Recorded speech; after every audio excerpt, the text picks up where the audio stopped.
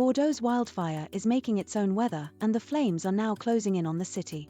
About 42,000 hectares have burned in Gironde, while more than 220,000 people have been evacuated across southwest France. The blaze created a pyrocumulonimbus, a fire thunderstorm that generates shifting winds and can even produce lightning. That makes direct attacks dangerous. Crews are building firebreaks while aircraft drop water and retardant from above. President Emmanuel Macron called a crisis cabinet meeting as temperatures could climb towards 40 degrees from Tuesday.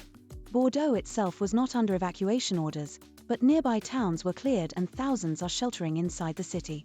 The Tour de France finale was cut by 44 kilometers, while tourists were told to postpone Gironde trips for 48